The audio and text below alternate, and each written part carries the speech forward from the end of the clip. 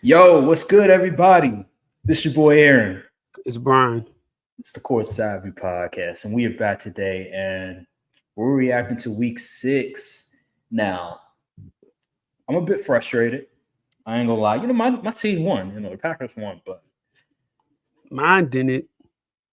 yeah, your team didn't. But I'm still frustrated because what I saw last night, Monday night, the Bears won.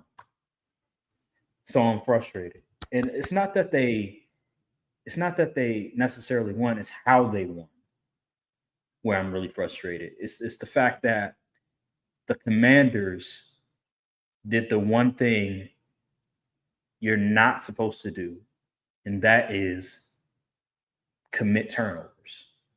That is give the game away by fumbling the ball, by throwing interceptions, especially in the fourth quarter when you have the lead and all you have to do is protect the football.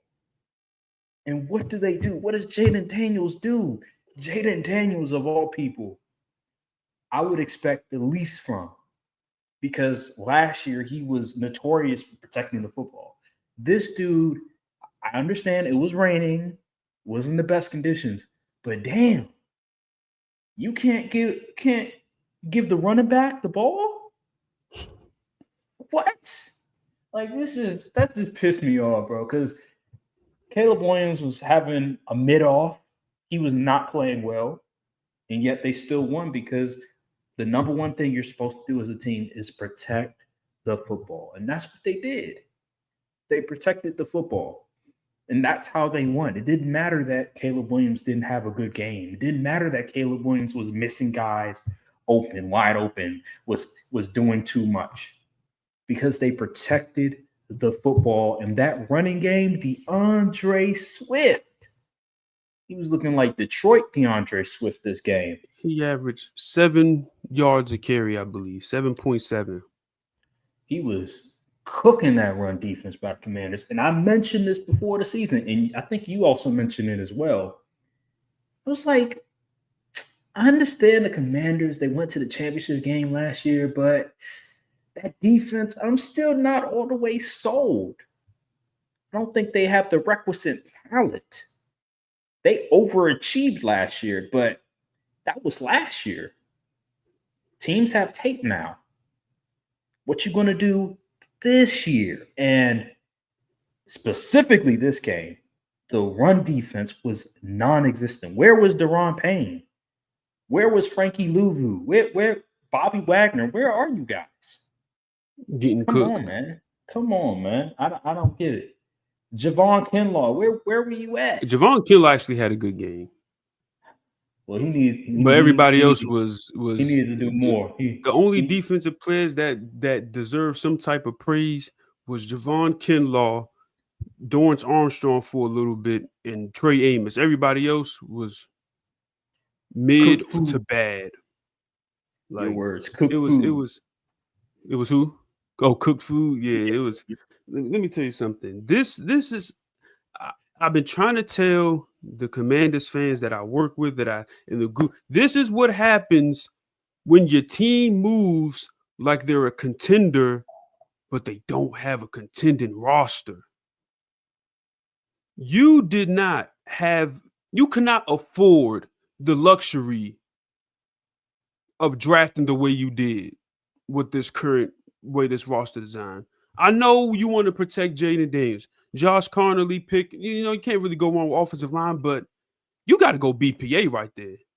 If you really are serious about maximizing this contender window you believe you had to go with the best player available on the board. And I don't believe it was Josh Carnley. And it's just, you're banking on these guys and then you drafting players that's not even seeing the field. You drafted Kane Madrano in like the third, fourth round. He's not even seeing the field. You still got slow Bobby Wagner out there. Bobby Wagner and Frankie Lou, they played 100% of the defensive snaps. That is a problem. Where is the youth? Where's the speed? There's no speed on that defense. Then you get regression from players like Mikey Sainristil. Still, he's getting cooked. He been getting cooked since week 1. He needs to move back to the outside. Somebody will have to move into that slot. And in the offense, listen, I know Cliff likes to run this certain offense, but bro, he has 6 snaps under center the entire season. 6 snaps under center for 6 weeks of football. Are you crazy? And if you look at the teams that go under center the most, you can see the pattern that they are some of the best offenses in the league. You got the Seahawks up there, you got the Lions up there, you got the Cowboys up there. I think the 49ers is up there. So my thing is, I know you like to play out of the shotgun, but it's 3rd and 1 in the rain. You have a chance to ice the game, and you're in shotgun. And you know you're about to run the ball, and you're in shotgun. That is just a lack of preparation. And honestly, back to the defensive side of the ball, hey man, that scheme, whatever they running, is not working. No. I know a bad defense when I see it. I root for the freaking Cowboys, for crying out loud. That Commanders defense is trash. They're not disciplined. They don't have they don't have gap integrity. They aren't. And even when the chances arise to make a play on the ball, the DBs, they can't catch. They could have had like 2 picks last night. Dropped them. I mean, that defense, man, if Dak don't go out there and score about 40 points, I'm going to be thoroughly upset. Because I don't see, there's not a bright spot on that team except maybe the D tackles. I don't know. That defense is just not good right now. And honestly, if they go out there and lose next week to the Cowboys, which I hope happens, either Dan Quinn needs to take back play calling responsibilities, or Joe Witt needs to be fired. Because you cannot justify to these players after coming off an NFC Championship appearance that being 3-4 through 7 weeks while also having a 1-3 record versus the NFC is going to bode well for the locker room. You can't convince them. You go 1-4 against the conference, just your chances of making the playoffs very slim. Mm. Imagine they had Carson Schlesinger, or I don't know how good Jahad Campbell has been for the Eagles. Jahad Campbell has been pretty good. Imagine if they had one of those 2 linebackers instead of Josh Connerly. You know what I mean? Because everybody, I mean, coming out, Carson Schlesinger, he was highly rated. He was that dude, yeah. He was highly rated coming out. A lot of, at least NFL draft analysts that I've been hearing, what was it? Yeah, those Todd McShay and Brugler, Daniel Jeremiah. Daniel Jeremiah, and what's his name from ESPN? You know what I'm talking about. Mel Kiper. Mel Kiper. A lot of them had Carson Schlesinger as like maybe one of the 2 best linebackers. Yeah. In the draft. Campbell. And he slipped all the way to the 2nd round, albeit the first pick in the 2nd round. But everybody knew he was going to be a dude. It's funny. It reminds me of what happened with my team. I remember we selected a linebacker in the 2nd round, and he's been good for us. He was the 2nd best linebacker coming out in a draft that didn't have a lot of good linebacker. You talk about Edgerrin or Edgerrin the other Cooper. Edgerrin Cooper. Not Quay Walker. No, not Quay Walker. Edgerrin Cooper. Edgerrin Cooper. Yeah. All right. It's the same thing. I remember. Yeah. So, anywho, I don't want to talk too much about that. But I didn't think that Jayden Daniels had a bad game. He didn't.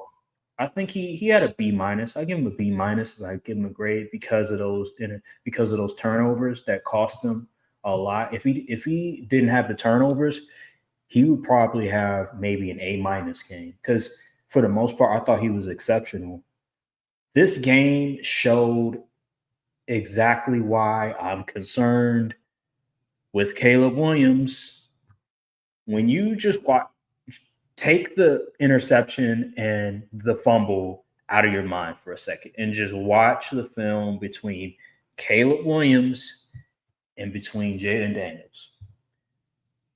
Two completely different quarterbacks in terms of mechanics, fundamentals, development. Jayden Daniels looks like he's played for 5+ years, while Caleb still looks like he's a rookie.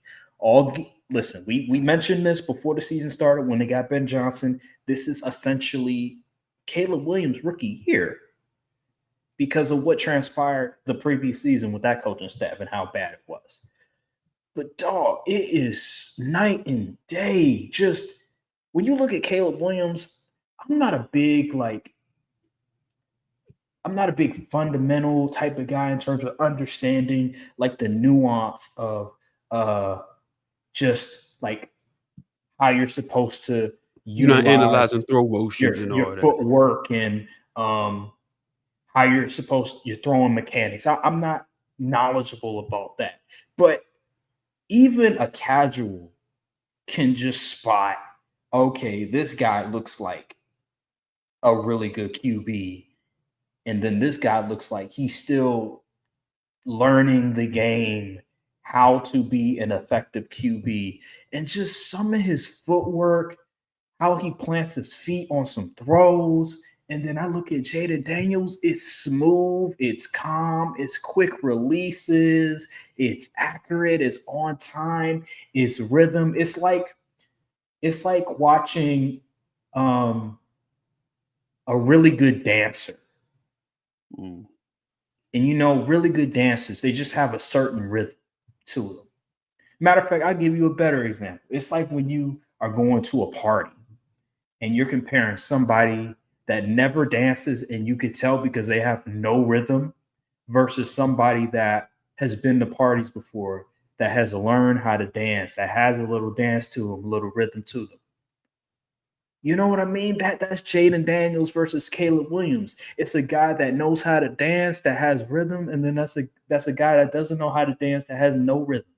I'm looking at Caleb Williams, and not even just the footwork and the mechanics.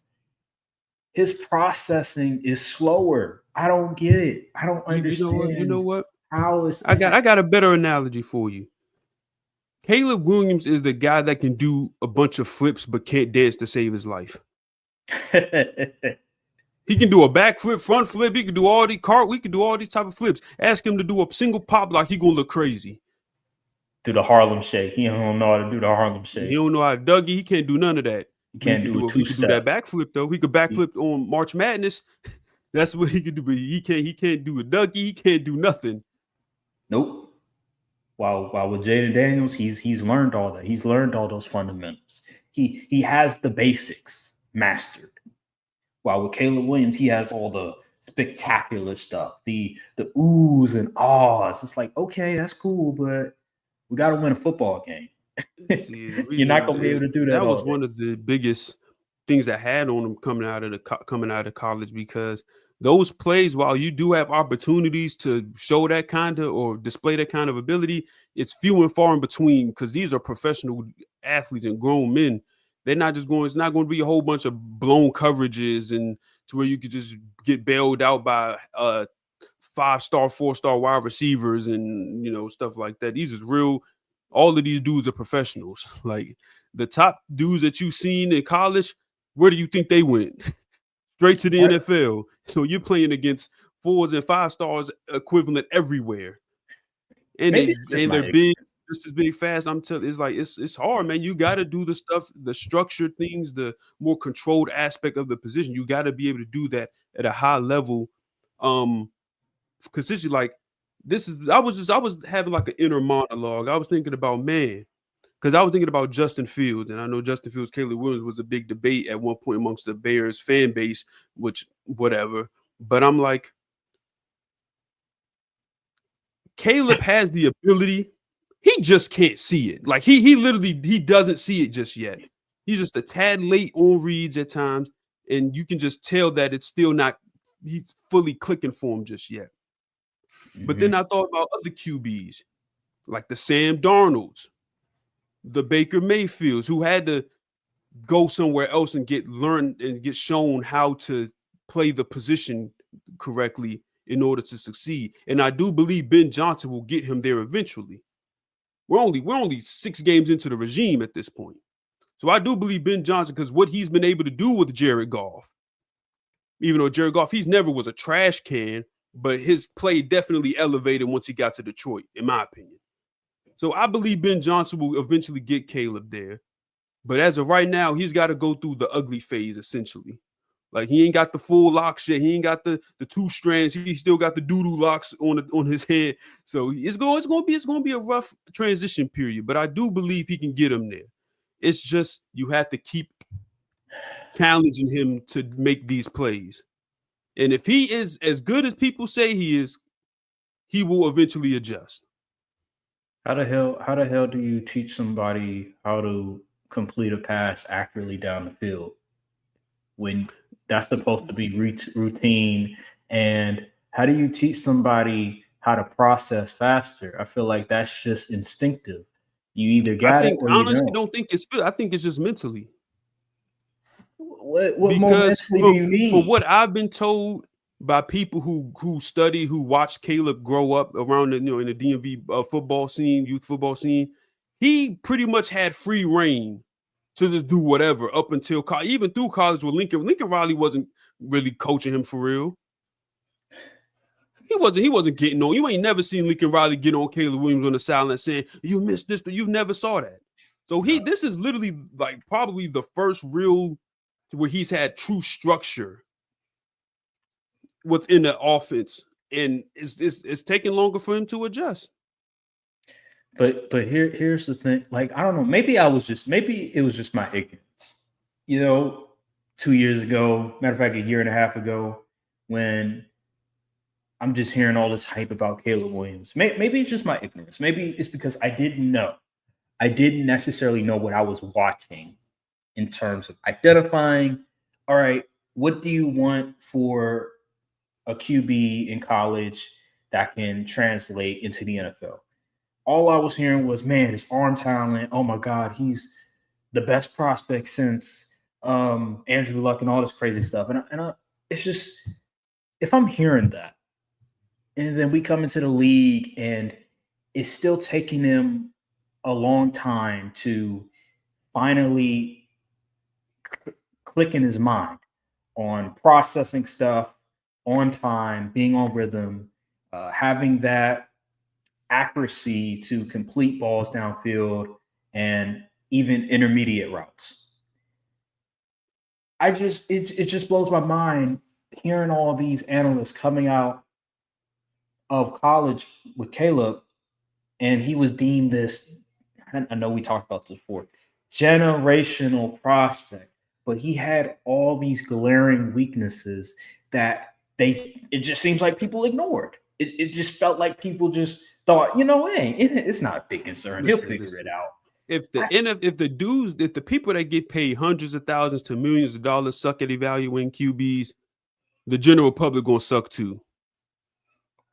I just think what I'm starting to do now is form my own opinion instead of just always leaning on other people. So that's why I'm trying to watch more college football, specifically for like the QBs that are coming out that potentially could be top 10 picks.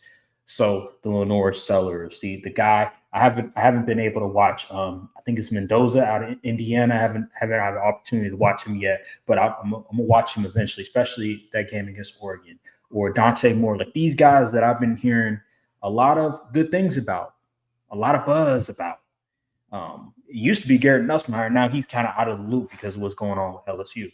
Like, I'm trying to form my own opinion because a lot of these evaluators, it just seems like they tend to, I wouldn't say ignore, but not highlight more their flaws and instead rave a lot more about, oh my God, did you see that amazing throw that they made? Did you see that amazing run? I just think that we need to form our own opinions because a lot of times these NFL analysts, these draft analysts, they just don't tell the whole story. And then all of a sudden we see on ESPN Get Up or First Take, and we hear the word generational. And then all of these people that don't even watch college football or don't even watch the film take what other experts are saying, and then all of a sudden becomes this narrative about these players. I think from now on, we have to be careful and just form our own opinion because look what Caleb Williams is doing versus Jayden Daniels versus Drake May. Drake May went third overall. You can throw Jayden Daniels went there too. Spencer Rattler. Oh yeah, Spencer Rattler as well. Spencer Rattler went, I think, in the 4th or 5th round or something like that. You have Drake May, who's been balling. We'll get to him in a second. We have Jayden Daniels, who rookie of the year led his team to the NFC Championship game last year. And in my opinion, I don't think there's much of a regression. I think that's just some fake narrative or something that people are coming up with. I'm going to do a quick little game. I'm going to name some QBs from that draft class. Tell me if you would take Caleb over them the way he's playing this year. Look at the QB's performances and tell them if you would take Caleb over. Okay. Jayden Daniels. Absolutely. Drake May. Absolutely. Michael Penix.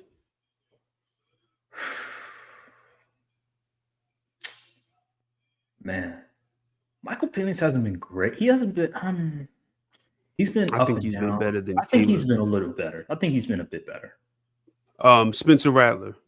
He's playing for the Saints, but that offense, despite how bad it is, despite how bad that team is, he's been playing okay. So yeah, I give Spencer Rattler the edge right now. Yeah. Bo Nix. Yeah, even though Bo Nix has been struggling this year, he still has won some games for his team. So I go Bo Nix. JJ McCarthy. Nah, I wouldn't go JJ McCarthy. So it sounds like to me that Caleb currently is QB 5 in his class from his draft class, and he was taking number 1. Yeah. Yep. And if it's crazy, if you would have told people the most asinine thing about it last year, the whole QB who's going number 1 thing, if you even suggested that Caleb shouldn't go number 1, people would be flaming you. Yeah. It's not even a discuss. No, you gotta take Caleb. But now, if you say Caleb the best QB in the class, people will look at you like you crazy. You see what I'm saying? This stuff is ridiculous. Just like they did the same thing with Malik Neighbors and Marvin Harrison Jr. I pitched the idea. I'm like, okay, what if Malik Neighbors and Marvin Harrison Jr. isn't that big of a gap? And they was trying to cook me. I'm like, all right, whatever, bro. You can't win with these folks. Once the consensus opinion is out there, anything that goes against that or even challenges that, people are going to just immediately go into defense mode. And this is why QB evaluations and the QB draft classes have gone the way they've gone. People immediately crowned Arch Manning over the offseason as the next big guy. We haven't seen no work from that man. He had 3 games maybe? Yeah. Yeah. Stupid. It's stupid. They had him projected to be the number 1 overall pick, and they had Cade Klubnik, I think, in the top 5, one of the top 5 picks. This is what I'm talking about. Everything is projection and going off of what somebody said instead of forming your own opinion. And that becomes dangerous because just like with Caleb Williams, he comes into the league and he doesn't immediately look like he belongs. Now everybody looks stupid. Now you're wondering, okay, what the hell went wrong? Why is he not playing up to the standards that was set upon him? It's because people aren't telling the whole truth. They're only telling part of the truth. And that's my problem with some of these evaluations is that everybody has a consensus, but nobody is doing the film studying that's requiring, and nobody knows what they're looking at. Now, we need to put film in a black silhouette so people cannot use name bias on who's good or not. All film needs to be black silhouettes. You scouting a player. We ain't scout. Forget the name. Forget the name recognition. we are just scouting the player. If you would have turned that, if you put a black silhouette over Caleb Williams highlights, you would be like, this brother is garbage. but I don't want to be. I don't want to. We're not garbage. I wouldn't say he's garbage, but He got a way to go. He got a way to go. I'm not going to be that type of person that is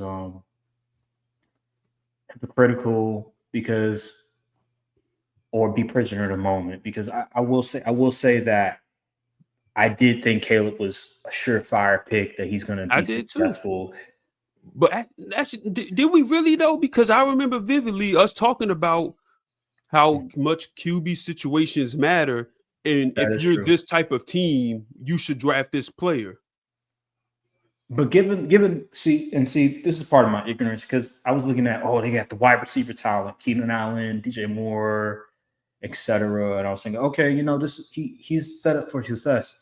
I was feeding into the narratives. I was feeding into what other people were saying. And I thought, okay, Caleb Williams, he should be good this year. I don't think he's going to be elite. I don't think he's going to be elite like Nick Wright was saying.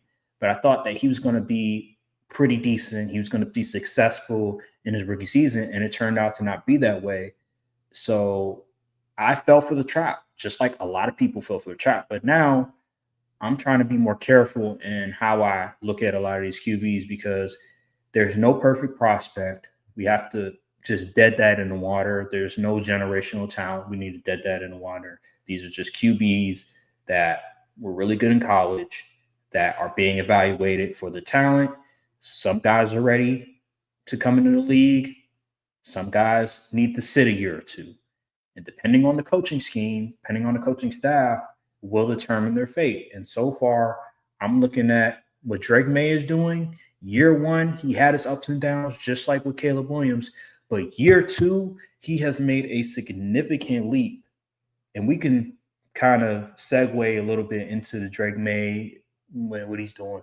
But see how Drake May is developing with a competent coaching staff, with a competent offensive coordinator, and with competent mediocre offensive. Yeah, but that is true. Yeah. That is true. Like, Stephon Diggs is coming off of a major injury, and he's still giving him the football. He's still doing a good job. He's making Hunter Henry look like a decent tight end. Kayshon Boutte, Demario Douglas. He's making these dudes look good.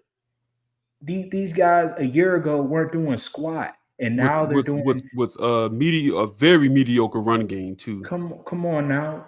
And that's because of coaching. That's because Drake May's development. And I say that, I bring this up because you have Caleb Williams in a similar spot, but with more talent in terms of new coaching staff, offensive-minded guy who's notorious for being a pretty much a genius at offense, and he's still struggling to master the basics in terms of processing, fundamentals, getting the ball downfield accurately. While with Drake May, bro, it seems like he got the answers to the test. And it's only year two. So I'm just wondering, how the hell was I so wrong? How were people so wrong about these two?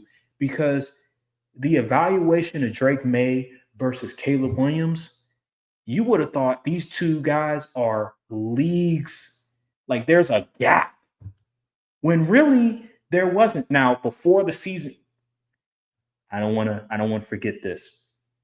Before the final season, they were like neck and neck. If you remember, Brian, they were neck and neck. I remember people were like, "Hey, if you can't get Caleb Williams, Drake May is a hell of a pick as well." Like, both of them are like, it's like Zion, Ja Morant draft.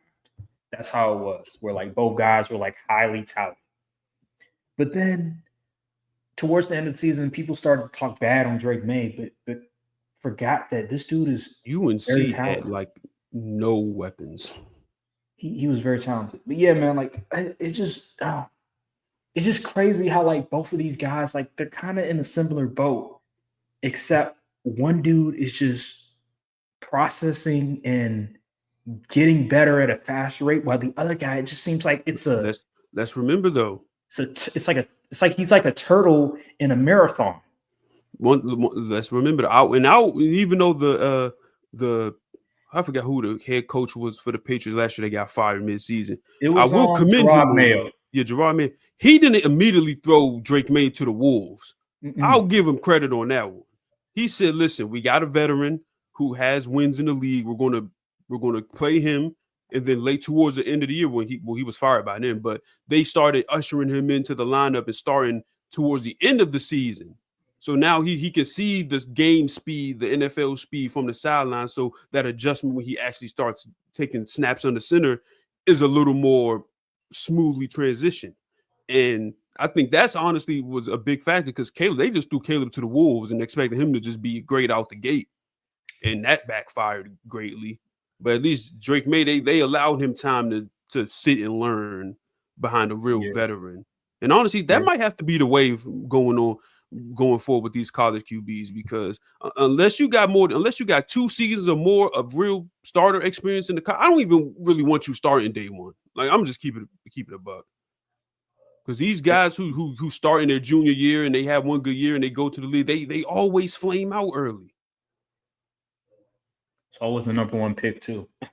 and then by the way, so yeah, Drake May, he only started 12 games in 2024, but hey, everybody watching this, go back to some of the videos.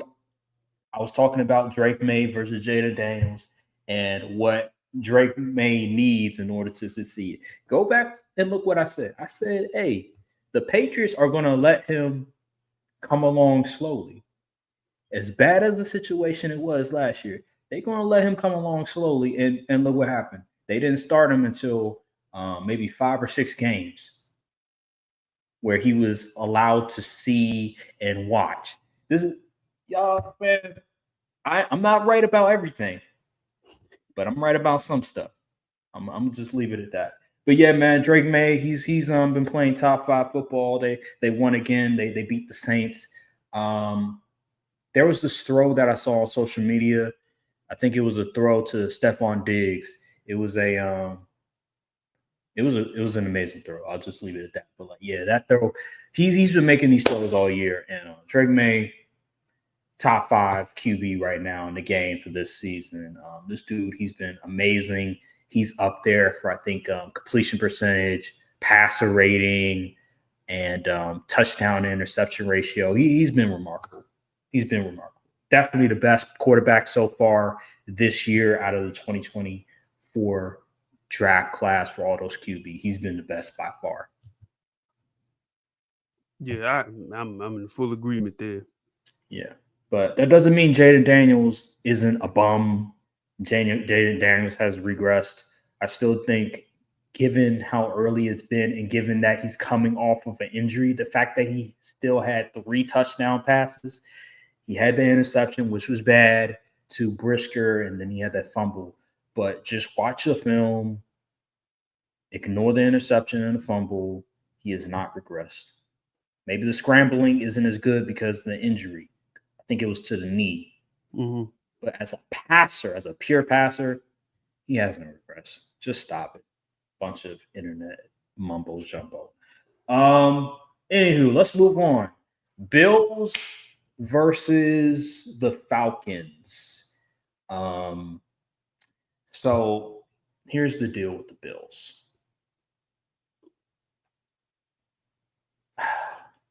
Josh Allen, I want to say 3 out of 4 of those sacks was on him. One of the sacks, I was surprised. Here's what I was surprised about. When you look at the defensive formation, you can obviously tell that something is off about this defensive formation that the Falcons are showing. So I would have thought that, hey, you know what, Josh? I would have thought that he would have identified that and said, and tell the running back to block. But no, he just snapped the ball. The running back was he was a receiver in that situation, and he got sacked immediately. It was like 6 dudes pressuring, and he got sacked. So that was one where I was shocked that Josh Allen didn't identify, because if you just look at what they were showing, it was clearly some type of blitz. And then there was a few other sacks that he took where I'm like, yo, Josh, throw the ball away. Why are you scrambling in this scenario? And then the interceptions. The first one, what are you seeing? It looked like a 30 or 40-yard pass. You really think that you're going to be able to thread the needle 30, 40 yards without some type of pass deflection from the DB? Are you insane? Come on now, Josh. And then the last interception that cost him the game, it was deflected by one of the defense. Yeah, it was deflected by one of the, but I still give that on Josh, though. He could have avoided that. He was forcing it, and it turned out to be an interception. So, yeah, man, Josh Allen just did not play well. He was bad. Like, there was just like the sacks and the interceptions. That did not look like Josh Allen at all. That looked like that reminded me of that game the Bills played against. Was it the Vikings last year? And Josh Allen looked horrible. No. Was it the Texans? It was. I believe the Bills had one game either the Texans early in the season. I remember the Jets. Terrible. I remember. No, it probably was the Texans. It probably was. I was like, ooh. Yeah, he did look bad. But what was your thought? I'm curious. What was your thoughts on the offense, and also if you can speak a little bit about that defense, because that Bills defense, that run defense, was getting shredded. Oh yeah, Bills. I believe I was watching NFL Live earlier, or a little bit before the show, before we started streaming. I believe they said the Bills have either the first or the third worst rushing defense in the league, and that is no bueno.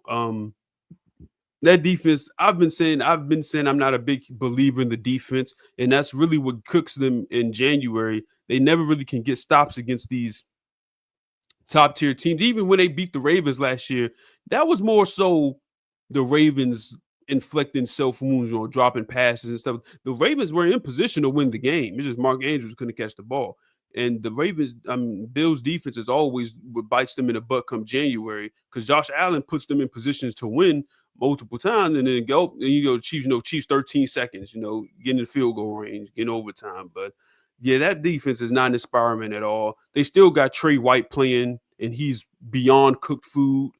They didn't have Matt Milano, who's they're probably a top 2 defensive player on that team, but still, man, that the Falcons got whatever they wanted and then some. Bijan could not be stopped, and it was just bad business. As far as the Bills offense, you don't got enough dudes. You don't have enough. I know Kincaid, he missed the game, which is a big hit because he's one of their top targets on offense. But man, Keon Coleman isn't developing the way you would think. Khalil Shakir is being very quiet this season. I don't know who the heck they had some dude who was wearing 14. I was like, Stephon Diggs back? That was not Stephon Diggs. I don't know who the heck that guy was. And as you can see, look how bad that offense looks once you limit the run game. If you look at the back-to-back weeks, James Cook has had pretty pedestrian performances, and they ended up losing. So if you can stop that run game and force these wide receivers to beat you one-on-one, like I think the plan might be, you just might have to man up and focus on stopping the run, because these receivers, I don't think they can get it done. I agree with you. Mentioned this before the season. It seems like this team is Josh Allen dependent. This is a team that doesn't have a lot of the requisite talent. Go back and watch my video where we were previewing the Bills and how I said, hey, this is a mediocre Bills roster. They're going to make the playoffs, but it's a mediocre roster. It's a lot of Josh Allen going to have to be Superman with this team if they want to win games. And unfortunately, it showed its ugly head this past game when Josh Allen couldn't be Superman. They have an amazing offensive play caller in Joe Brady, but this wasn't his brightest day given the circumstances, given the fact that they don't have elite weapons. And that's what happens when you get rid of Stephon Diggs. You don't The have a better number one dudes theory receiver. won. You don't have a number one receiver. They thought, let's get Keon Coleman. Okay, cool. But he's not a number one caliber receiver. He's a guy that you plug and play. He'll catch 50-50 balls, but you can't really rely on somebody. Is he even gonna catch those at this point? No, not really. So you're pretty much either James Cook or Josh Allen makes a spectacular play out of nothing. Other than that, what can you really do? You're praying because that Bills defense, while the scheme may be good, you can't really rely on scheme in the playoffs, especially when you're going up against very smart teams, very smart coaching staff, very elite rosters, very talented rosters. Scheme only going to work to a certain extent. And right now, I think they have a bye coming up. So they're going to have to figure out something schematically. And I don't know, maybe they need to trade for somebody because as good as they are, the Patriots, I think they're number one right now in their division. The Patriots Probably. of all teams, they got to figure something out because what we saw these past 2 weeks against the Patriots and against the Falcons, that defensive front looks so dominant. Like, damn, I ain't never seen the Falcons front look this dominant before. Something has to give. And if they can't figure it out, then boy, oh boy, the Bills, whew, I Lord got some interesting stats for you. So, out of all the Bills wins they have this year, the combined record of those wins against the opponents they won against, 3-21. And the combined record of the losses, 7-4. Mm-hmm. Makes sense. You can beat up on a bad division all you want to. You can beat up on all these bad teams. But when you go up against the elite rosters, when you go up against elite talent with good coaching staffs, good luck because Josh Allen can only do so much. And he can kiss that MVP goodbye. I can say that right now. He can kiss that.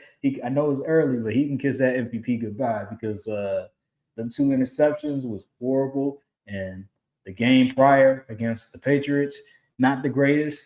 Good luck because Baker Mayfield he is in the comfortable lead right now. Let's move on. Oh yeah, by the way, the Falcons, they won. Drake London, salute. Bijan, salute. Bijan continuing to look like one of the best running backs, one of the top 2 running backs in the NFL. Like I knew he was going to be coming out of college. It's Bijan and JT at this point.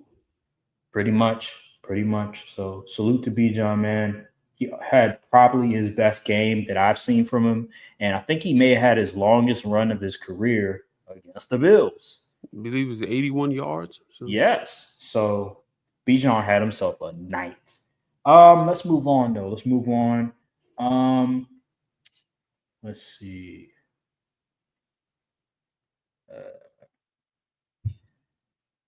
Scores. Let's go to the Eagles versus Giants. So before we start talking our ish about the Eagles, I do want to preference by saying that the Eagles were missing. I think they may have been missing Nolan Smith and Jalen Carter. Those are key pieces. That's huge for that defense. Matter of fact, Jalen Carter is easily their best defensive player, and you're missing him. Probably could have changed. I want to say they were missing some of their secondary too. Right. So that right there is going to change the entire trajectory of the team and the outcome. But that shouldn't erase what was transpiring on the opposite end, because you still got a lot of your offensive pieces. You still got the quarterback. You still got the receivers. You still got the running back. And yet again, the offense looks predictable, looks lethargic, everything and above. And they just couldn't generate enough points. And Jalen Hurts continued to show why I was always skeptical with him in this top 5 QB talk, in this top 10 QB talk. It's because he's very limited in what he can do. He has some good moments, but let's face it, he's not ultra talented as a QB, and he's very dependent on certain things going his way. Offensive play calling, offensive line play. Coming into the season, I pointed a lot of this out. I'm like, damn, they got a new offensive coordinator. Offensive line isn't as dominant as it was a year ago. I don't know how good this offense is going to look. Lo and behold, we're going on week 7 now. This offense has looked bad. They have regressed. Yet again, people are going to point to, well, Jalen Hurts, almost every single year in the league, he's had a new play caller. Okay, that's cool. Look at Baker Mayfield. Look at Sam Darnold.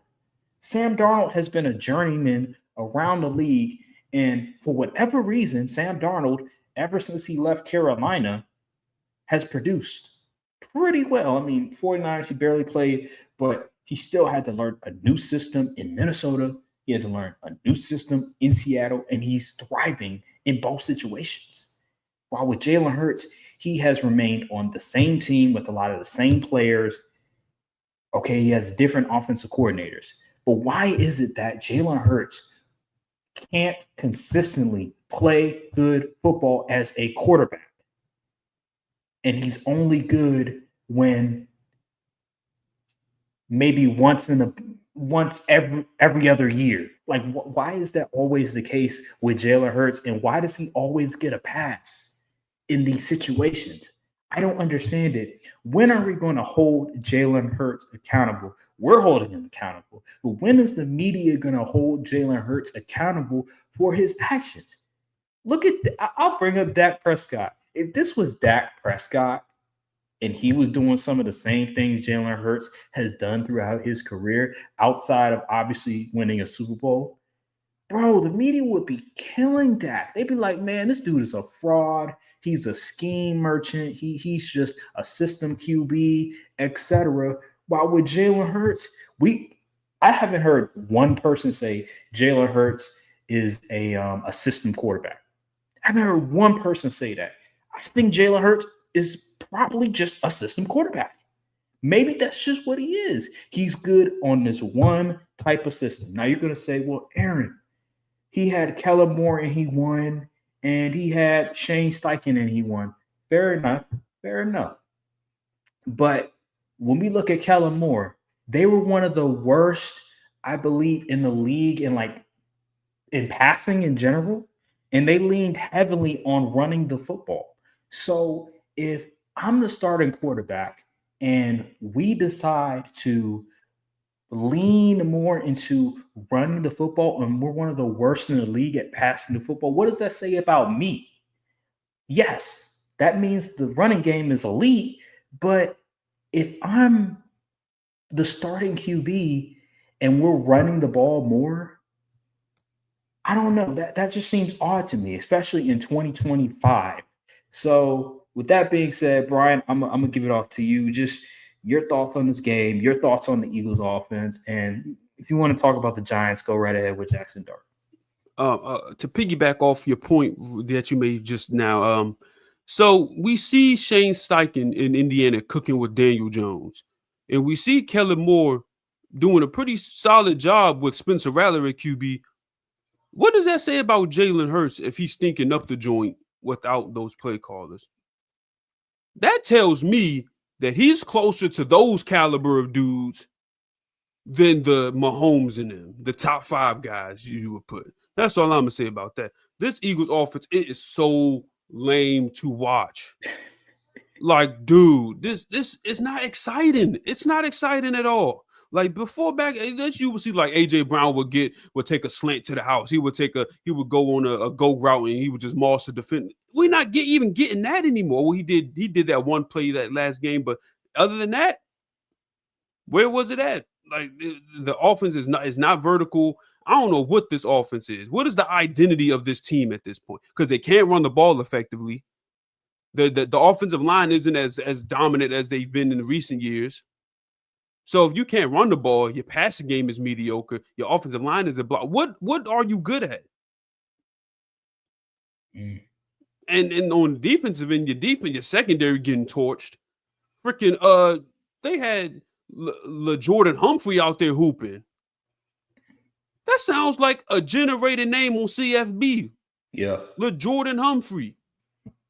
Cam Scadaboo running through you. Zach Bond got lifted off his feet once Cam Scadaboo ran into him. Jackson Dart out there scrambling and come on, that's unacceptable. The Eagles, they got to do some soul searching because, to make matters even worse, Darius Smith just randomly retires. He was your best pass rusher this year. He's gone. So I don't know what the Eagles. I've been telling they've been skating by the past few weeks of this weeks of the season. They've been skating by. They've been faltering in the second half offensively. It happened again against the Giants, who it has a very torturable defense, as shown by the Cowboys and other teams. It's bad in Philly, and I know people just it'll work itself out, but like, why does it have to be like that though? Why can't the Eagles, coming off a Super Bowl, just start the season hot? Why they always got to figure stuff out? It's going to take until week 10 to figure the offense out. With all that talent, are you serious? And yes, the offensive coordinator, Kevin Petula, I think that's how you say his name. Yeah. He's not good. But the throws that are available, Jalen Hurts still ain't making them. So what something's got to give. You make a great point about that too, because that game to me that was on Jalen Hurts. That most of that game that was on Jalen Hurts because especially he had I think AJ Brown open right, and he went to the out. He ran a post, but he immediately threw the out route to Jahan Dotson, turned it to a pick six. And I don't know if it was Dan Orlovsky who said it or somebody else, but I think they said they ran that. They ran that play like maybe 2 or 3 times before. And so now the Giants, especially the corners, they know that play is coming. So, yeah, they're going to expect something like that. And for Jalen Hurts to just instinctively think, you know what, I'm just not even thinking about the coverage, not even think about the corner potentially being there to intercept the ball. And he just not even thinking, just throws it.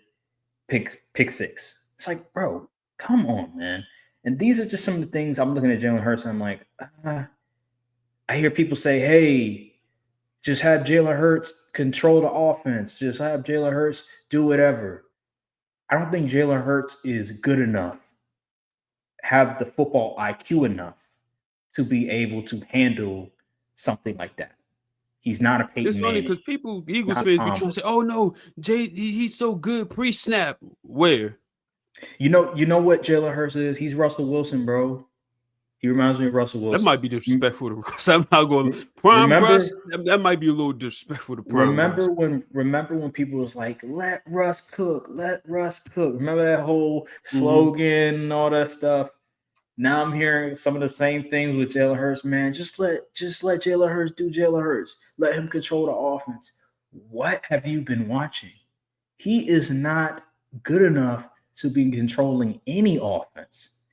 He is not Peyton Manning. He's not Tom Brady. He's not Joe Burrow. He's not Patrick Mahomes. He's not Josh. He's not one of those guys. What are you talking about? You must be watching a different game because that ain't the game I'm watching. I'm watching Jalen Hurts, and he's not able to identify certain blitzes. He's not reading the defense correctly all the time. Jalen Hurts should not be controlling no offense. Now, pre-snap, you want to audible on certain. Okay, but controlling the offense, the entire offense, you're out of your damn mind. You're out of your damn mind. But yeah, man, Eagles. It's still. I hate to say it's still early in the season. We'll see how things progress. But right now, it's not looking too good for them. And I'll talk about that a little bit later about just the landscape of the NFL in general. But they're still 4-2. They lost to a divisional opponent, which you don't want to do to. But divisional opponents, a lot of times you'll have these type of games where the other team knows your tendencies, know what you're going to do more times than not, and you'll have these type of games. So hey, we'll see what they do the next game, but so far hasn't been looking pretty for the past 2 to 3 weeks. Moving on, let's move on to the you know what?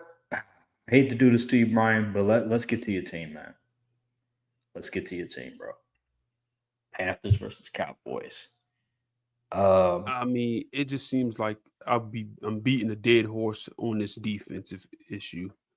It is bad. Like, it is very bad. I'm talking like Michael Jackson can't even fathom how bad this one is. It's just ridiculous. You forced 2 punts the entire football game.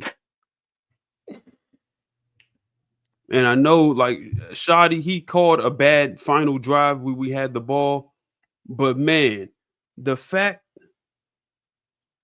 that you can only be afforded 2 punts in 60 minutes of football is insane. The offense literally has to operate under the assumption that the defense isn't going to force any punts. They have Bryce Young out there looking good. yeah. Rico Dowdle, man. Oh my God. Rico Dowdle. It wasn't even like he was taking a whole bunch of chunk plays. It was 30 yards, it was 30 carries, 6 yards a carry, a straight dominance. Like it was sad, man. Receivers are still wide open when they get the ball.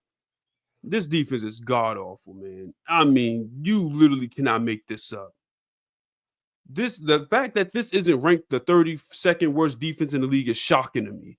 I don't know what defense is ranked worse, but they can't be as bad as we are. Because this is absurd. There is next to no confidence when that defense steps on the field. It is ridiculous. Like, we're going to have to start going for it on 4th and 5 and less at this point.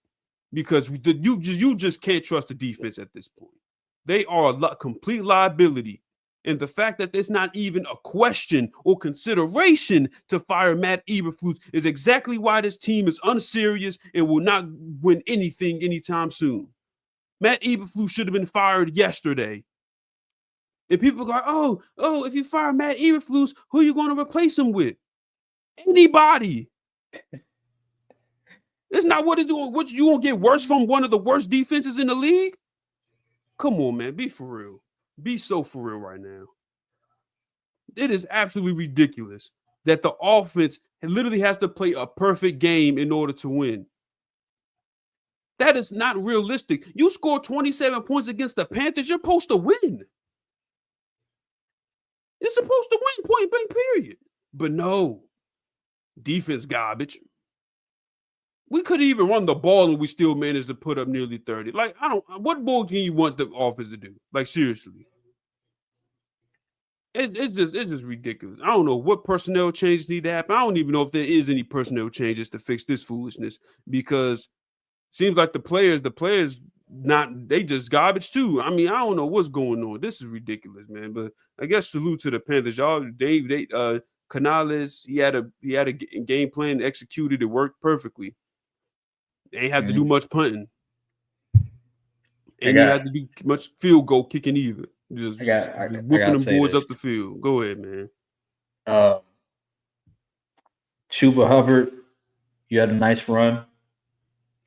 But yeah, that starting spot, that's not yours anymore, bro. That's Rico Dowdle. I wouldn't even say, because like it's the Cowboys defense. Like, are we really? You saw what he did last game too? Who did they play? I think they play, I want to say Miami. I know, but come on, bro. Come on. Back to back, like 200-yard plus. games. Are you serious? Look how this offense has functioned when they have leaned on Rico Dowdle as the leading back versus Chuba Hubbard. Bryce Young looks like a competent QB now. The offense is opening up. Just watch what's gonna happen next week. Who they play next week, man? I don't know who they play next week. I'm just saying Rico Dowdle. They're going to look very pedestrian next week. I can almost book it. Rico Dowdle, bro, he has been killing it in fantasy and in real life. Never mind. They play the Jets. They're going to do the same thing. Bro, they are 3-3 right now. The Panthers are 3-3.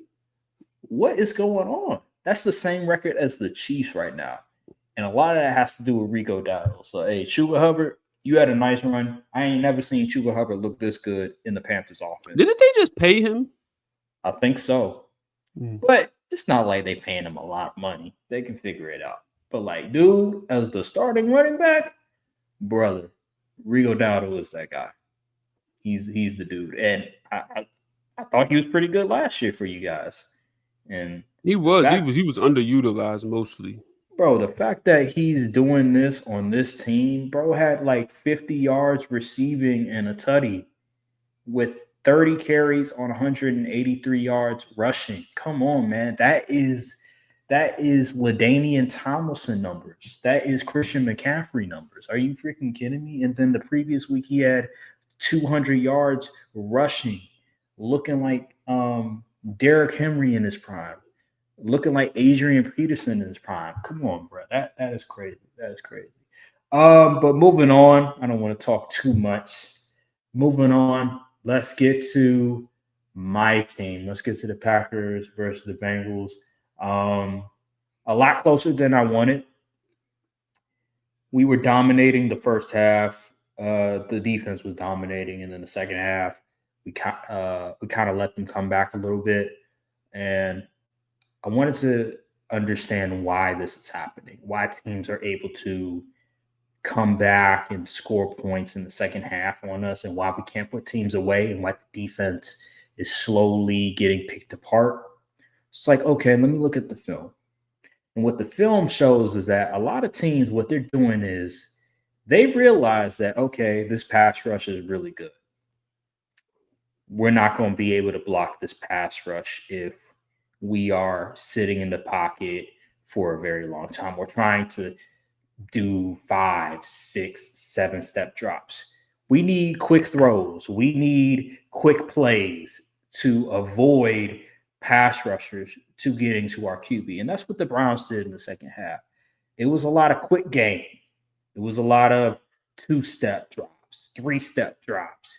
They were making it a mission to make sure that Micah, Van Ness, all these dudes, Rashawn Gary, are not in a position to get to Joe Flacco on time. And eventually, they just 11 drives, which is a lot, but it worked. They slowly, methodically picked apart our defense, and they were able to score a couple of touchdowns off of it. And I think another thing that is a concern for the Packers defense that teams are going to continue to exploit. It's not necessarily the corners. They're obviously going to try to exploit the corners. Quay Walker in coverage is not good. He just has no feel for coverage at all. He looks lost sometimes in coverage. And I think teams, what they're going to do is they're going to exploit that. They're going to exploit the fact that Quay Walker isn't a good coverage linebacker. And that's going to be a problem for that defense. I don't know how the Packers are going to adjust to how teams are attacking that defense, but they need to figure something out because teams are doing this short, quick game on them. And then lastly, I thought Jeff Hafley was way too aggressive on his blitzes. I felt like we blitzed way too much in certain instances where we did not need to blitz. I think it may have been 3rd and 5 or 3rd and 10 or something like that. And he said, I'm going to send 6. I'm gonna send 5. I'm like, no. Do not leave your corners one-on-one on Jamar Chase or T. Higgins. And I felt like he got too aggressive. He just, for whatever reason, felt the need to send some blitzers, send 5, send 6, when the Bengals were doing a really good job of getting the ball out of Joe Flacco's hands on a 2-step, 3-step drop, and T. Higgins or Jamar Chase were going to figure out a way to get the ball. And they did that. And that's how they were able to get down the field on us so efficiently in that second half. And then the last thing was, and I think this will come down to when Devontae Wyatt comes back, but they were able to, they didn't do this a lot, but they were able to run the ball down the middle effectively on us. I think that part of it is to do with Devontae Wyatt not being there. And I think Lucas Van Ness also got hurt during that game in the second half. So I don't see teams really doing a whole lot of that. But in terms of that quick game, they need to figure something. They need to figure something out. And then my last point, I will say it is Jamar Chase and T. Higgins, and they were making some crazy catches. I ain't gonna lie, especially Jamar Chase against Keyshawn Nixon. I think it may have been for a touchdown or nearly a touchdown or something like that, where we blitzed. Keyshawn Nixon had perfect coverage.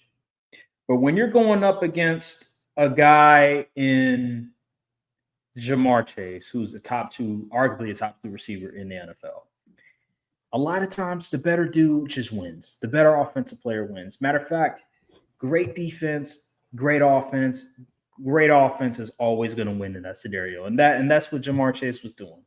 But I always say that Jeff Hafley, he got way too aggressive during the second half, and we should have been a little bit more conservative and also not play too much off coverage as well, because we were allowing Jamar Chase to get like space with some of them out routes as well. He was getting they were getting easy completions because we were playing a lot off coverage. But yeah, that's my thoughts on the defense. And Jordan Love, I thought he played okay.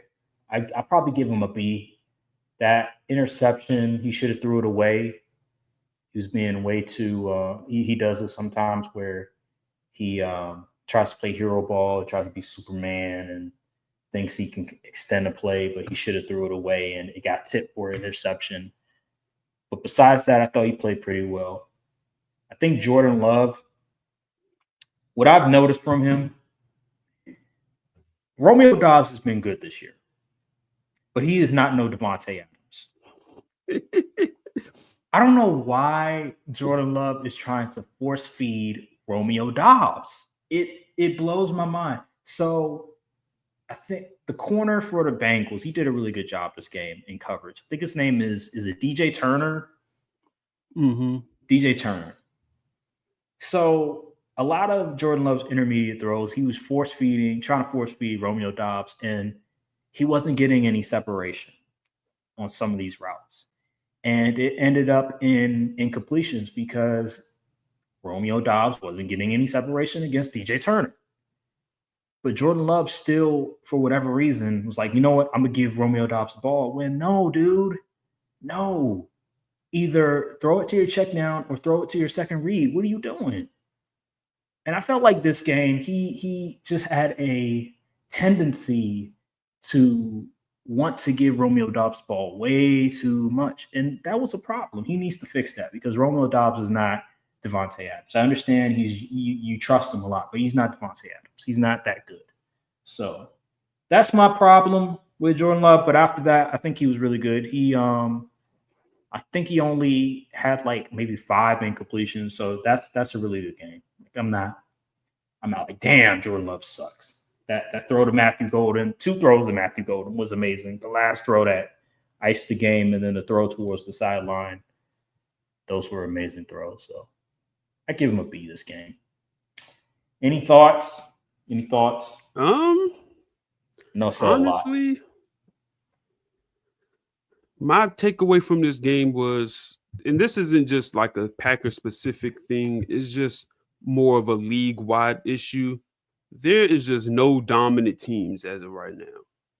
Like you would expect like a team like the Packers just flat out dominate the Bengals, especially with the way that defense has been talked about and touted up.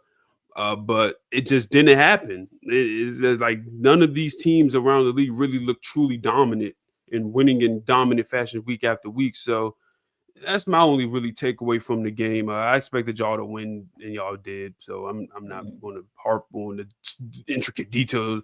You know more than I do. I wasn't. I think that y'all played the same time we played, so I wasn't really too tapped in. I had the Cowboys game up, and I also had the I had the Ravens game up, the Steelers game up on the main TV. Then I had the stream pulled up of the Cowboys game, and then I had Red Zone pulled up too. It was just too much going on. Yeah. So yeah, that's why I said we're gonna get into that landscape conversation. But yeah, Packers win. It is what it is. You broke down all the details and all that stuff. So I will. We're gonna move on, but I will say that a lot of Packers Twitter, a lot of Packers fans, we're very pessimistic. We're very critical of the team, a lot more than what people think about us. Like we are very negative of the team because we expect this team to be a lot more dominant. We expect this team to put teams away. Why are we constantly in a dogfight? Why are we always feeling like the game isn't over? So there's a lot of pessimism in regards to Packers fans in general. I remember there was one play where Carrington Valentine, he won a rep versus Jamar Chase. It was third down. Now it's fourth. I think it may have been 4th and 5. He was doing, I think he may have did the gritty and everything like that. He was celebrating. I saw that. I'm like, bro, they are down. There's still one more down, and it's only like 5 yards. Why are you celebrating like you just won the game? You are not Jair Alexander, and this is not the Justin Jefferson situation. Two completely different situations. And then the next play, I think they scored a touchdown or they got the first down. So this is like stuff like that. It frustrates me as a Packers fan. It frustrates a lot of people as Packers fans because we want the team to be great. We know they have the talent. It's just about just showing people and proving us fans right that we believe this team is good enough to be a Super Bowl team. But it's still early. It's still only week 6. We're going on to week 7. And like you mentioned, we'll talk a little bit later about the landscape of the NFL and no elite teams. Anywho, let's move on. Lions versus Chiefs. I was excited for this game. I picked the Chiefs to win this game, by the way. Me too. Oh, you picked the Chiefs? Yeah. Could have sworn you picked the Lions. Wow. Hold on. Wait a minute. Let me hold on. I did pick the Lions. No, I didn't mean to do that. I was about to say. I knew. I was like, wait a minute. I could have sworn when I posted your picks. That was a mistake. I did not mean to pick the daggone Lions. But yeah, so I picked the Chiefs' game because I thought, given how good their offense has looked in the past 2 weeks and the Lions' injuries that they're dealing with, I think they're missing their top 2 corners. They're missing some other defensive players.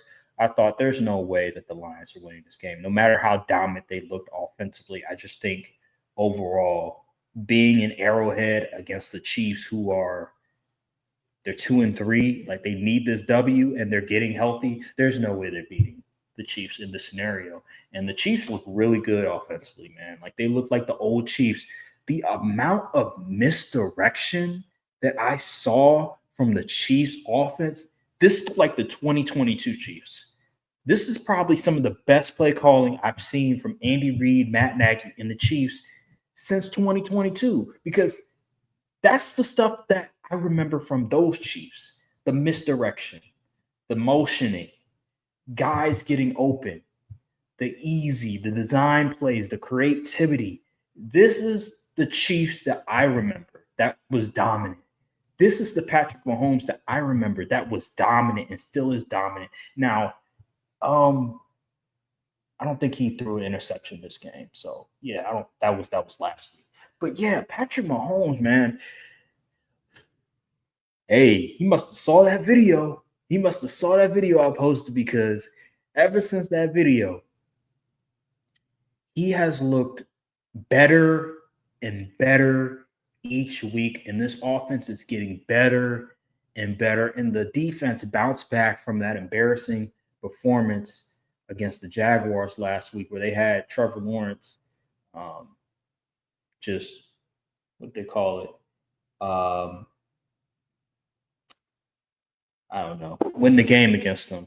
But I was thinking of a word. But yeah, they looked like the old Chiefs, man. I was very impressed. This was an all-around good performance by the Chiefs.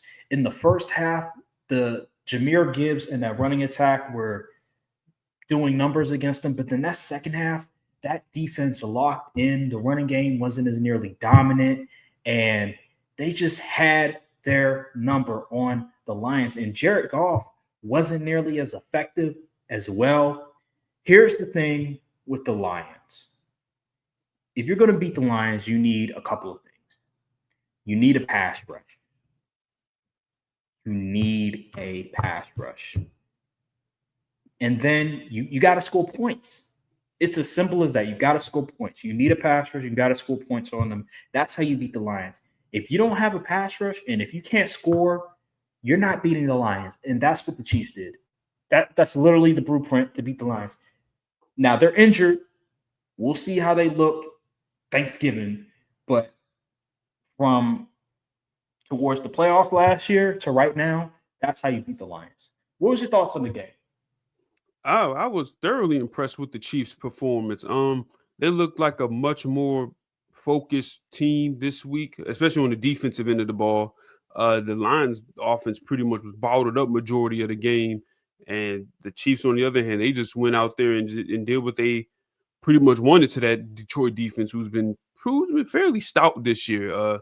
But yeah, it just wasn't enough. The Chiefs. I know people say questionable officiating and flags and stuff. Like, man, whatever. It's been the same story. They've been saying Chiefs getting favorable calls for 4 years now at this point. It's getting old. They just played a more complete game. Like Pat Mahomes, really good performances. He wasn't making many mistakes. He only had 8 incompletions, 3 touchdowns. He was getting everybody on the offense involved. Man, if the Chiefs, they need, in my opinion, they should go out and try to trade for like a Breece Hall or something. If they get a running back to pair with this offense, with Rashee Rice coming back this week too, we might be back to them weekday levels. Because man, this offense looks so much better. The more dudes they get back, the more the offense just flows so much smoothly. So good win for the Chiefs, man. They needed this one. They needed something to really get them back on track. And honestly, I know it's still early in the season, only week 7, but like if it was January, come January, I'm still not taking any other team over these dudes, unfortunately, because they just, even when they backs against the wall, they just show up. Good point. It seems like they trust in the offensive line a lot more too. I remember Dan Orlovsky on NFL Live, and I think even Mina Kimes pointed this out, and why they were able to generate some of those plays and misdirection is because it seems like the coaching staff, Andy Reid, Matt Nagy, and those guys, they trust the offensive line. The offensive line is getting healthy, and they're starting to click on all cylinders. So now they can open up that playbook. It showed itself that night against the Lions to me, because man, that entire game, it felt like a different Chiefs team than what we've seen the past 2 years, where the offense just doesn't look very dynamic.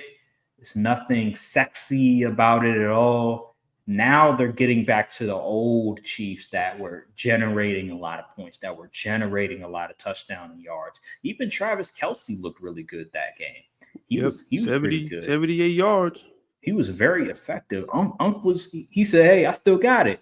Don't forget. I know I'm 35, but hey, I can still move a little bit. I can still catch some football." So yeah, he did his thing that game, man. I was very impressed with the Chiefs. Moving on. Let's see. Let's quickly. Chargers, Dolphins. I knew the Chargers were going to win that game. Dolphins. Very They're close. yeah, it was very close because the Chargers are dealing with injury, but Justin Herbert being Justin Herbert, he's going to prevail against a very bad Dolphins team. They're a dumpster fire, the Dolphins. So yeah, nothing much to really say on that matter. Broncos and Jets, man. Low scoring game. I didn't expect the Broncos to nearly lose against arguably the worst team in football, but they almost did. But hey, they still won the game because of that great defense and because they just have the better QB and the better offense. So, yes, I guess salute to the Broncos, I guess. I don't know. You know what I mean? That game was too close for their comfort. I know they's mad about that, but the fourth quarter hit, the defensive line turned up. So I think and Justin another one. Fields is just he's not good. Yeah. I think. Oh yeah. And by the way, Garrett Wilson also got hurt. That's Yeah, not gonna help their causes as well. So, yeah, that team is a disaster. Aaron Glenn, good luck. I don't want to see you get fired, but it's not looking too good for you, buddy. It's just not. Um, Colts versus Cardinals. I didn't see this game being that close. I thought, given Kyler Murray being out for that game, I thought, hey, the Colts, they're going to win by 2 touchdowns at least. That wasn't the case. The Carolina Panthers, I think they may even had a lead at one point. They were competitive in that game, and Marvin Harrison got hurt. I think got concussed during that game, but they still were very competitive. Now they won because obviously they're the better team, better coach team. They have the more talented guys. But I was a bit shocked. I thought this Colts defense was going to be a lot better. Maybe I overrated this Colts defense a little bit too much because throughout the season, there's been games where I thought, this team's they're gonna have their way against that pedestrian offense. But no, the Colts defense haven't been that great so far. So I don't know. They're 5-1, but there's some things that they need to correct. yeah. The Cardinals are a very scrappy team, but Colts on the other hand, Jonathan Taylor had a good game, but the passing game really was lackluster. They really wasn't getting a lot of movement in that department. Tyler Warren did this Tyler Warren thing, had a touchdown, 63 yards. But other than that, I mean, Alec Pierce only 48 yards. It's just passing game wasn't the greatest. Mm-hmm. Steelers versus Browns. The Steelers, they're 4-1. They're number one in the division. I think they're a top 2 seed in the AFC right now, which Who is would have thunk? who would have thought? Steelers right now, but again, it's still early in the season. We'll see how things progress throughout the year. But so far, they've been playing pretty good football against the Browns. The Browns are just god awful. I sent a compilation of Dylan Gabriel and his throws versus the Steelers, and this guy was like, "Yeah, the Why did top Kevin 10." Stefanski think it was a smart idea to throw 52 times with their rookie QB starting in the second game? You know what that is? That's called intentionally losing. But then again, isn't his job on the line? Like I'm confused. Why would you do that to Dylan Gabriel? But yeah, there's a tweet on X where a guy has he's being funny in his post where he's saying the top 10 worst throws of week 6 of the NFL, and all 10 of them are Dylan Gabriel, and they are bad. Yeah, Dylan Gabriel, he's just not ready for prime time. It's only a matter of time before Shador Sanders gets to start. We'll see if Kevin Stefanski and that coaching staff will get out of their feelings and just give the dude a try instead of just losing games with Dylan Gabriel. I'm just wondering, like, are they going to Speaking of actually, crazy hill to die on if they don't. just hey, you're losing games. Your team is garbage. Myles Garrett is going on the podium crying about how Oh, He has oh some nerve man. too.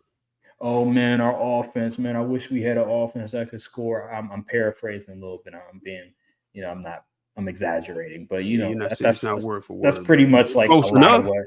Yeah, it's close. It's close enough. Even though he signed that a bunch of money. Remember that last off season where he wanted to trade, but then all of a sudden he signed that big contract.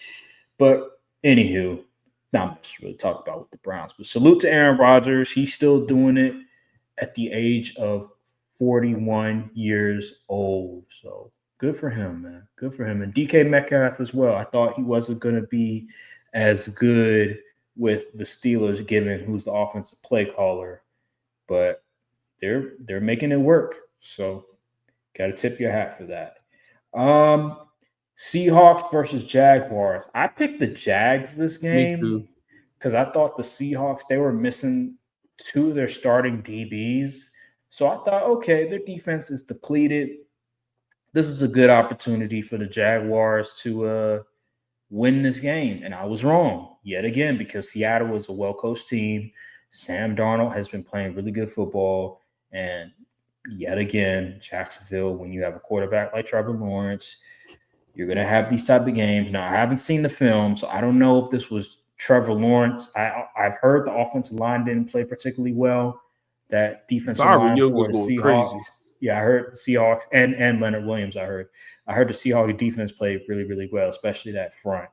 So maybe that it was just because of the defensive front, but just overall, I got to say this. I got to admit, I was wrong about the Seahawks coming into the season so far. I Yeah, thought that they I'll were going to be admit the that. worst team. I thought they were going to be the worst team in the NFC West. I was wrong. Seahawks fans, you were right. To this point, because it's still early, to this point, you all are right. I thought Sam Darnold and that offensive attack wasn't going to be able to produce enough points. I didn't think the passing attack was going to be good enough. That's why I didn't draft Jackson Smith and Jigba in fantasy. But I was wrong. And I'll admit that. So yeah. Anywho, moving down the list, Rams versus Ravens. I'm shocked I that the was a little Rams. concerned. Yeah, I'm surprised the Rams only scored 17. Their defense played well. I mean, they have a good defense, but I thought the Rams would at least win by more than that. Score at least maybe 20 points. I didn't think that they weren't going to be able to generate at least 20 points. But that's just the way it is. They have been a roller coaster offensively. They've had good moments. They've had not so stellar moments. And this game wasn't their prettiest. I wasn't able to watch the film, so I don't know exactly what's going on. I've been hearing the offensive line hasn't been the greatest. But again, I haven't seen the film, so I Run can't give game you a has been meh. definitive analysis. Yeah, the run game as well hasn't been consistent. Yeah, it's so, and some of the decision making Sean McVay does, I'm starting to raise my eyebrow at him a little bit because some of the stuff I'm seeing from a Super Bowl winning coach, I'm like, this is unacceptable. Some of the decision makings on short yardage downs, it's just like, bro, what is going on? What are we doing here? Right. And yeah, and on the Ravens, and they could have won this game, which is the crazy part. Like, but you Yeah. couldn't score from the 1 yard line, and you have Derrick Henry. You ran it 4 times. Couldn't get a single yard with Derrick Henry. So somebody getting fired. Yeah, that's But pretty hope much it. if Lamar can't come back next week and win a game, some people got to pack their bags. But yeah, man, the Rams got some stuff to figure out on the offensive side of the ball, and no, they got no Puka, No most Puka likely now. in the Yeah. for the next couple weeks. So Uh, good luck. ugly. Ugly. Raiders versus Titans. I picked the Raiders to win this game. I just think the Titans I picked the are Titans like a arguably bunch of idiots. the Titans are one of the 3 worst teams in the NFL. They fired the coach with Brian Callahan. No surprise there. It's about damn time. They just their offense sucks. Cam Ward, He he's stinks right now. he Let's does just keep it stink. He funky. does stink. Yeah. He does stink. I haven't watched the film of him, but that's what I've heard as of recently. So your quarterback's not playing well. The offense stinks. They can't run the ball consistently, and the defense is it's whatever. This is just a bad football team, man. Bad coaching, bad football team. Quarterback isn't playing up to the standards of a number one overall pick, and the wide receivers aren't good. So, I mean, what do you want me to tell you? This is just a disaster. This is just a dysfunctional organization, and Ken Ward gonna mess around, have 5 head coaches in 3 years, something crazy. have you seen a graphic that showed it was the past maybe 10 number one overall picks, and majority of them after the first season had a new head coach? No, I did not see that. Yeah, it was a graphic. I forgot where I saw it. I don't know if it was NFL Live or somewhere or Get Up, but yeah, they showed it. And one, obviously, Jared Goff. They have Cam Ward, Caleb Williams, some other guys as well. But yeah, that they showed that graphic. I was like, wow, who would have thought? Who would have known? So surprising.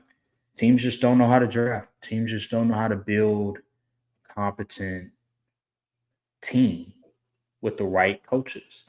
And that's why a lot of quarterbacks end up failing, because they don't know how to develop a quarterback, because they have this coach on the hot seat that doesn't fit this QB and that system that this coach has. And boom, disaster, dumpster fire. Bingo. Moving on. Yeah, what are you going to say? No, I pretty you hit the nail on the head right there. Yeah. I think it's the last 49ers. game. Yep. Yeah, 49ers and Buccaneers. Baker Mayfield. He's special. Let's talk about it. MVP so far. As it stands right now, I'm inclined to agree. So far, he's been sensational. Getting it done with the backups, with backup players. You know, Emeka Buka went out and the offense was still clicking. You know, no Bucky Irvin, they're still winning games. So got to tip my hat to Baker Mayfield. That third and 14 conversion where he just ran it. He said, "I'm gonna do it myself." That was gangster. I can't even lie. The Tez Johnson touchdown pass, he went Super Saiyan that entire drive, because he had the run where he was able to escape pass rushers to get to the first down, and then he was able to throw that bomb to Tez Johnson in the end zone, which is one of his best throws of his career. He just went Super Saiyan that entire drive. I was like, damn, this dude is playing on a different level like we haven't seen since he was in college. This dude, he's just been outstanding, given how battered and injured his team is right now, with Emeka Egbuka going out in the middle of the game. Mike Evans has been out for they ain't even have 3 to 4 Godwin weeks. either. Chris Godwin is on IR. He hasn't even, I don't think he's played a snap. And if he has, he's barely played. This is just the predicament he's dealt with this entire time. And yet they're 5-1. They have the best record in the NFC. That is absurd. He's doing it. He's doing it, man. Salute to Baker Mayfield. And he's doing it in the clutch. It's not like, oh, they're winning convincingly. Bro, he has to make magic out of some of these situations. That game against the Seahawks? not even just the Seahawks. It was that other game. It may have been Jets. Yeah. What was that game where I don't know if it was the Falcons. It may have been the Falcons. Remember where they were down in the game, and like I think it may have been 4th down, and he's about to take a sack, but then all of a sudden he got out of the sack. He ran for like a first down or something like that. I think that might have been the Falcons. I think that was week 1 of all things, and he didn't play particularly well, but he still was clutch in the game, and he came up when he needed to. He's been doing this so far this entire season, and it's just amazing to see a guy who was a backup, who was a journeyman that people just wrote off, is now one of the 5 best QBs in the NFL for the season. It's unbelievable. This is one of the great stories that we've ever seen. A guy that was a walk-on at Oklahoma.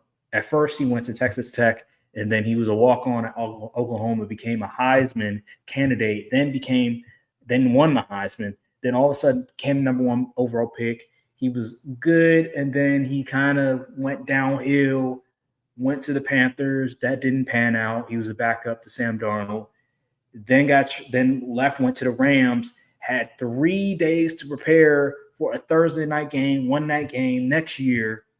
It's on the Buccaneers, and he just revitalizes his career, and now he's here. It's one of the great stories.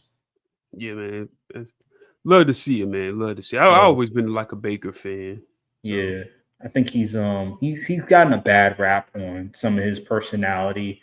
And I think with Baker, he is in some way, he is kind of rewriting just how we view quarterbacks, how they're supposed to act. You know what I mean? Because normally he plays with that competitive edge, man. Right. And he talks trash. He's sort of changing the way that we look at how a QB is supposed to act. And hopefully going forward that teams can stop being biased towards the old way of thinking how a QB is supposed to act. And salute to Baker Mayfield. All right. We got 2 more segments real quick. We said this early in the podcast. I want to get this out real quick. The NFL, I'm going to make a statement. There is no elite team in the NFL right now. Through 6 weeks, you cannot tell me one team that is elite, one team that is a definitive Super Bowl contender. All these teams have flaws. All these teams have some type of injury. It seems like every team has injury. None of these teams feel complete at all. None of these teams feel like they're playing their best football, which obviously so. It's still early in the season. But I feel like during this time, we need to make sure that we don't come to conclusions on teams, on players. Well, the good players. Bad players, they're bad. But the good players and the good teams, like we need to make sure that we're not coming to conclusion because it's still early.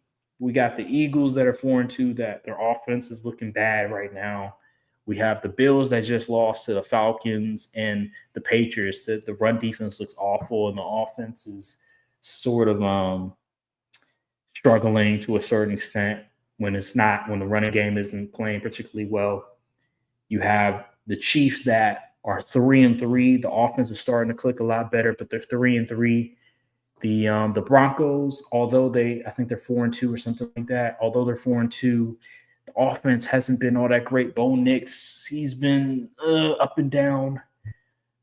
Commanders just lost to the Bears in a crazy way. The Lions are dealing with injuries. They just lost to the Chiefs and they lost to my Packers after putting up all those points against those other teams. The Chargers lost, obviously, Rashawn Slater and, Joel, he's injured. He'll come back, and then they lost to Marion Hampton. That's not going to help. Who else? Packers, they're dealing with their offense. They're missing their 2 starting receivers, and they got some injuries on defense. Who else? Buccaneers with Baker, the receivers, Mike Evans, Chris Godwin, Emeka Egbuka, they're Cowboys dealing with injury and have like the worst defense ever. I'm talking about teams that people consider good contenders. Teams. Oh yeah, potential like playoff contenders maybe. But people will switch sides. They'll come to conclusions like, oh, this team stinks. They're not. The window is closed. Like let's calm down. Like it's still too early. It's way too early. Okay, so what is your thoughts on just the landscape of the NFL? Do you agree that there's no elite team right now? I do agree. I've been looking at a lot of these games and even predicting. It shows in the prediction because I don't know what the heck is going to happen on a week-to-week basis. I've been getting whooped ever since week 2 in these predictions. But it's hard. It's hard, man. Because it's a lot of parity right now. It's literally any given Sunday this year.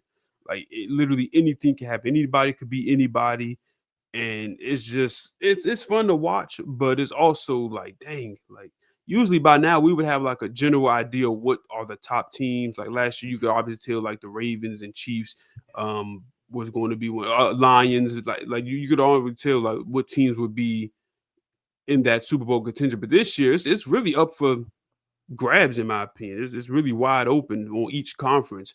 Obviously, you may have like teams you may more favorite or whatever, but as it stands right now, there's really no definitive team you can point to and be like Super Bowl. So it's been fun to watch in my opinion. I think like I said before the show, I think we'll around week 12 or so, 10, 12, we will start getting a more clear picture of what the playoff landscape and Super Bowl landscape would look like. But if this turns out like this all the way up until week 7 or week 18, we're gonna be in some good football that last week of the season. It's gonna be like March Madness. Yeah, That's what it's gonna be like. You don't know what when do team's you gonna get make in? it. It's gonna be a crapshoot. But yeah, that's yep. That's why we gotta wait before we gotta wait till like Thanksgiving. They always say Thanksgiving is the determiner of when teams finally got it together and when teams are finally Like positioning once themselves to go December for it. hits, that's when it get real. Yeah, that's when it gets real. All right, let's get to it. Final segment of the day. Brian, who do you want to salute? All right. Week 6 salute segment. We got the top 4 this week performances of the week. We got number 1, Bijan Robinson on Monday Night Football going against the 4. Well, they're 4-2 now. Was the 4-1 Bills. 19 carries, 170 yards, 68 receiving, and he had a touchdown, 81-yard run. Number 2 on the list, we got Jackson Smith and Jigba, Ohio State, looking like they're taking over the crown for wide receiver U in the NFL. 8 catches, 162 yards, and he capped it off with a touchdown, getting a good win against a Jacksonville team that has been looking very stout this year. 3 on the list, it would be wrong if I didn't put him on here. Drake May, he's been performing like a top 5 QB this year, and he showed it against the Saints with 18 completions out of 26. That's only 8 incompletions, people. 261 yards and 3 TDs. I bet y'all can't even name 5 of the receiving options on that team.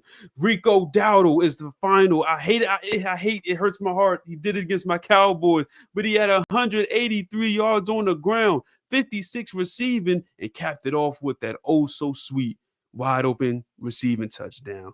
Week 6 salute segment. Bijan Robinson, Jackson Smith and Jigba, Drake May, and Rico Dowdle. Again, salute. Okay, all right. I'm surprised you didn't put Patrick Mahomes on there, but hey, it was going to be him or Drake May. It was going to be him. But I like Drake May. I'm glad you put Drake May on there and give him his flowers because there was some games where I was really considering well putting Drake London and Bijan on the list, but I was like, I'll just do one person from the team. Yeah, that's cool. That's fine. Yeah. All right, man. Well, that'll do it on this episode of the Courtside podcast. Make sure to like, subscribe, comment down below, hit the notification bell, follow the socials, and we'll see you all on the next episode of the Courtside podcast. Thank you guys for watching, and peace. Salute. All right.